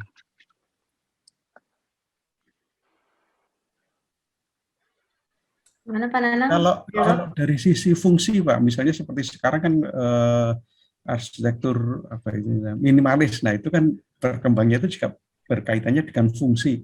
Nah, apakah kalau Jengki ini juga ada kaitannya dengan fungsi. Jadi untuk kepraktisan gitu. Iya, jadi rumah-rumah Jengki yang ada di kampung itu kan rata-rata kaplingnya sempit ya. Dia tidak bisa mengolah wajah depan. Makanya satu-satunya kemungkinan mengolah wajah depan itu membuat dindingnya miring. Dan dinding itu juga mengamankan untuk tidak dilewati orang lain kan. Jadi kalau Jengki itu kan dinding miring kemudian cenderung mepet ke pagar ya. Tidak ada tempat untuk dilewati lagi.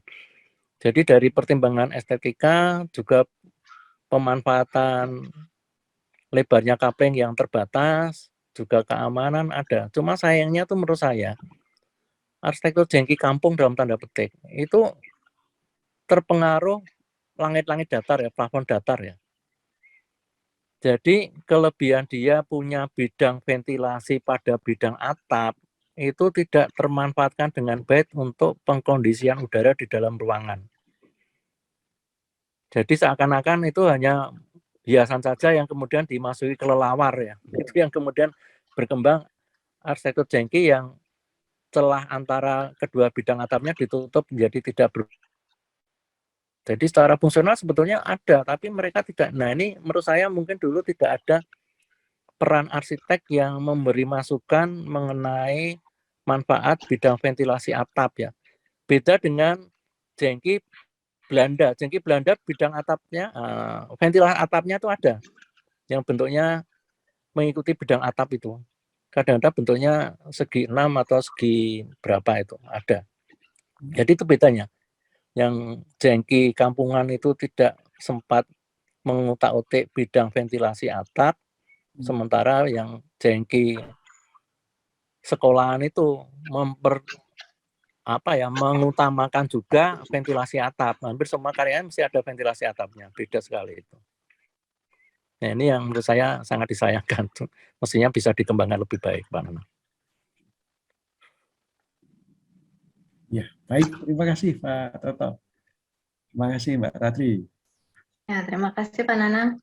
Baik Bapak Ibu, ini karena kita sudah di penghujung acara, ini saya akan meminta kepada Pak Toto untuk menyampaikan closing statement-nya Pak, mungkin terkait paparan hari ini. Silakan Pak. Jadi menurut saya satu perlu pendokumentasian gambar rancangan bangunan Jengki. Itu saya tahunya hanya dari tayangannya Pak Bambang R. Yudawan yang pernah menayangkan gambar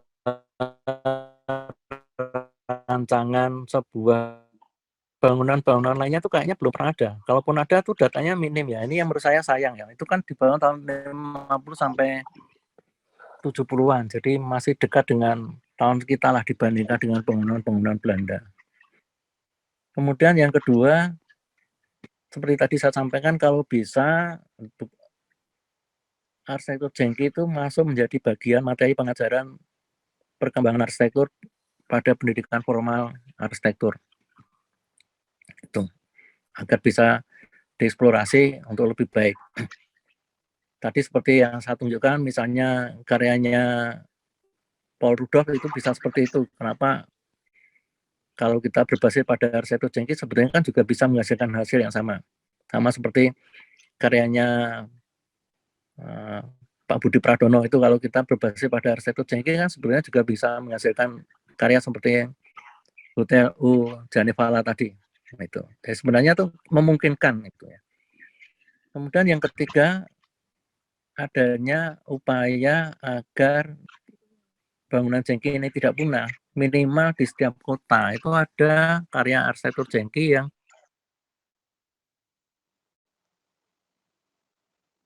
bisa provinsi. Jadi, kalau betul-betul punya pengaruh pada skala regional atau nasional. Jadi seperti misalnya karya arsitektur Jengki yang ada di Surakarta itu yang ternyata dibangun pada 1949 itu mestinya bisa masuk.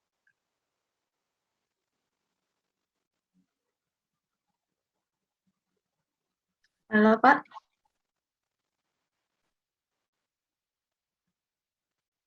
Keempat tentunya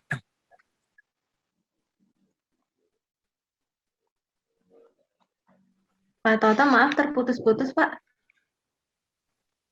arsitek-arsitek yang karya arsitektur Neo Genki yang sekarang banyak diproduksi di kota-kota di Indonesia ini seringkali tidak disadari oleh arsiteknya bahwa dia telah mengembangkan atau mengeksplorasi elemen Genki yang pernah ada dulu.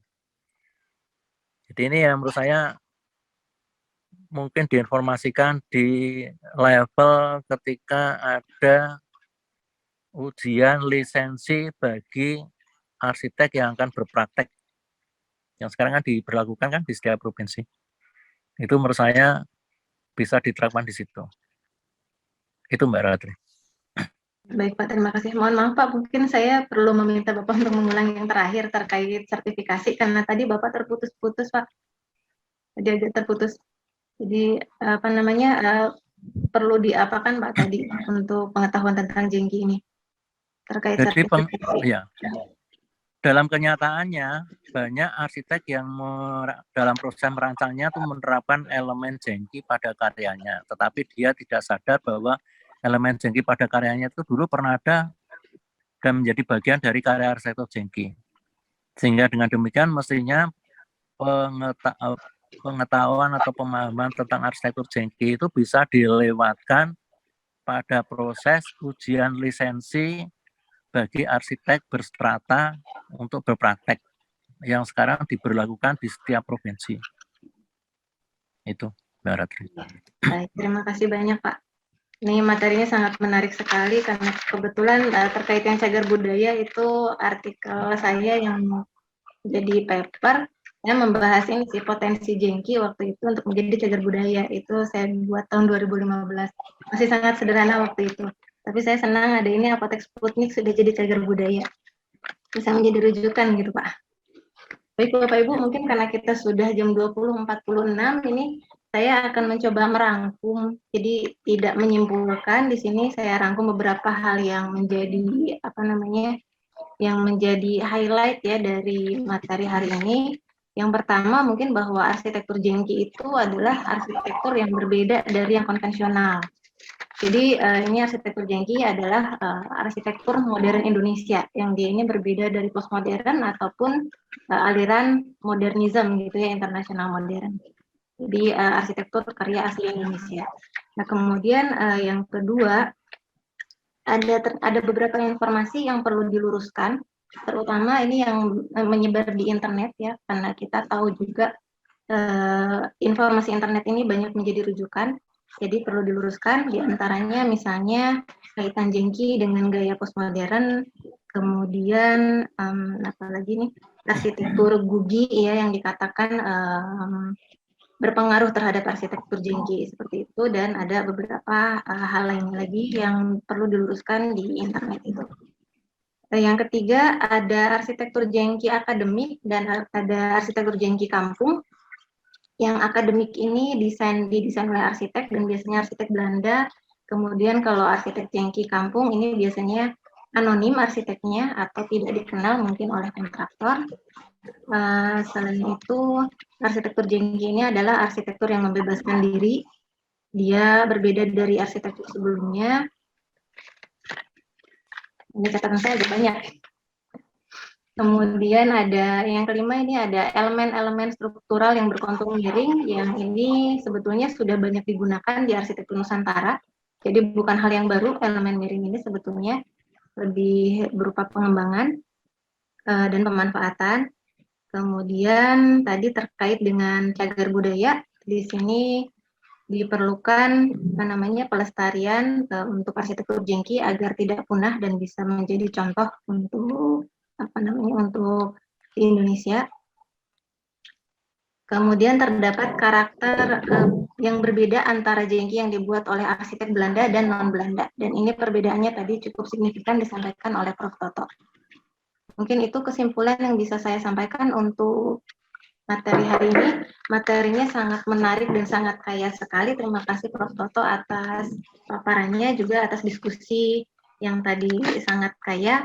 Kepada Bapak Ibu yang sudah bertanya di kolom chat, ini masih ada banyak yang belum terjawab. Di sini ada Pak Risto, kemudian ada Pak Edi Aprianto, Pak Lutfi Yonri, Pak Nurzaki, dan lain-lainnya.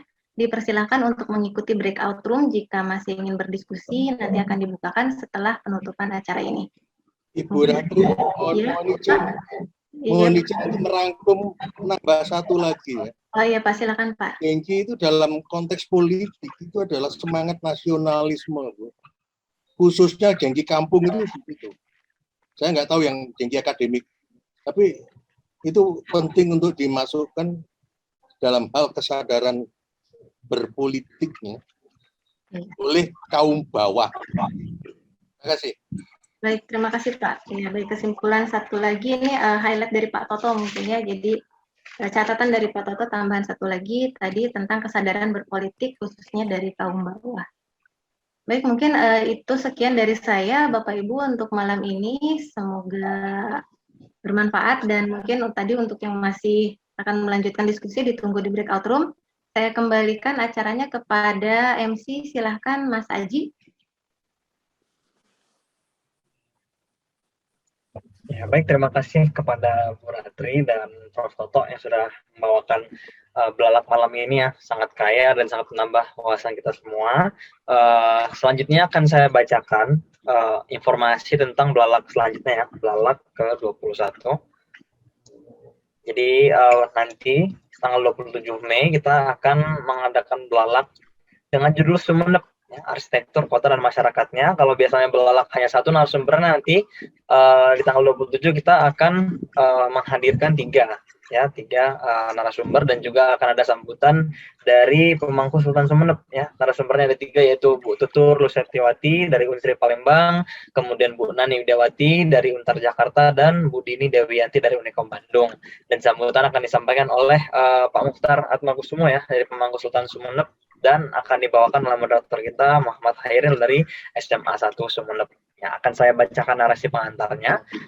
Kota Sumenep dimulai dari suatu embrio kota yang terjadi pada masa kerajaan, yaitu terjadinya perpindahan keraton dari dataran tinggi di Batu Putih hingga ke dataran rendah Pajagalan. Wilayah Sumenep pada masa itu sebagian besar terdiri dari tanah bekas endapan rawa. Oleh sebab itu, wilayah ini dinamakan Songenep, yang berarti lembah bekas endapan yang tenang. Pola kotanya ditandai dengan alun-alun sebagai pusat kota, dengan beberapa bangunan peninggalan di antara lain Masjid Agung Sumenep, Makam Asta Tinggi, dan Keraton. Pelabuhan Kalianget juga berperan penting bagi perkembangan kota Sumenep sebagai kawasan perdagangan yang menjadi tempat persinggahan bagi para pedagang dari Gujarat dan Cina. Kebudayaan Cina banyak mempengaruhi tipologi bangunan tradisional Sumenep. Hal itu terlihat jelas pada seni bangunan di Sumenep. Bentuk hiasan penutup atap dan pengukiran atap dengan top gavel atau gunung-gunung yang menjulang dan pemakaian keramik dan porselen.